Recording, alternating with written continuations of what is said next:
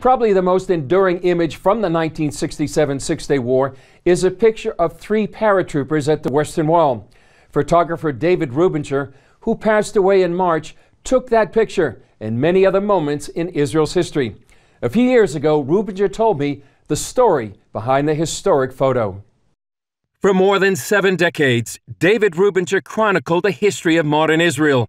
From the 1947 UN vote for partition, paving the way for the Jewish state, to many of its leaders like David Ben-Gurion and Golda Meir, Rubinger was there, camera in hand. In retrospect, consider I was very lucky because I happened to have a professional life which coincided with the creation of a state.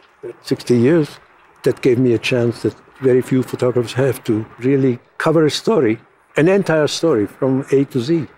His most famous photograph came in 1967 during the battle for Jerusalem. Tell us about the picture that has become an icon in Israeli history. Well, that night the night before I was in Sinai. I was with the brigade that broke through at Rafiah, and I heard on the radio I had mentioned about Jerusalem. The helicopter came down to pick up some wounded. Nobody asked me, there was no tickets registered for that flight. I just squeezed in. In the midst of the Six-Day War, Rubinger flew from the Sinai to Beersheba. He then drove to Jerusalem, stopped for a quick visit with family, and headed straight to the Western Wall. Rubinger arrived here just minutes after the paratroopers captured the city.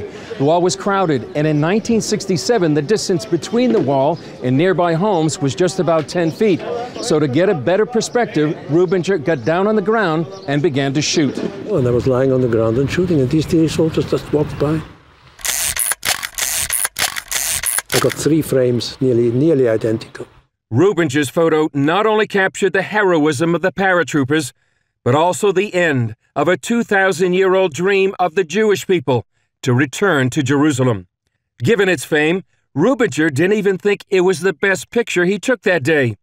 He preferred this photo of Rabbi Goren riding the shoulders of the paratroopers. Even so, he chose the negative of the 3 paratroopers to give the government over the Goren photo. Then, in 1967 terms, it went viral. The government press office started printing and handing out for 2 lira, 2 pounds, which is the equivalent of about 20 cents today, I think. And anybody could buy it, and everybody bought it. AP put it on the cover of their book.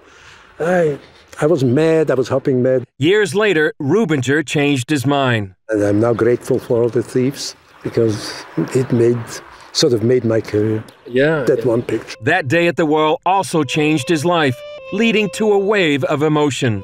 The crying was a result of the 3 weeks that preceded this moment. You must not forget, Israel was in a mood of facing doomsday.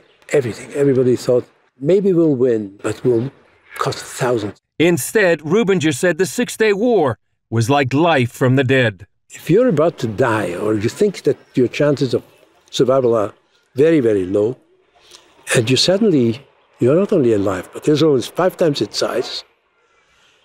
You've beaten all the Arab armies. You're king of the world. The whole world admires you. You burst out crying. Rubinger died just a few months before the 50th anniversary of his famous photo. While he often disagreed with Israel's policy after the '67 war, Rubinger felt very special about the country he followed with his camera.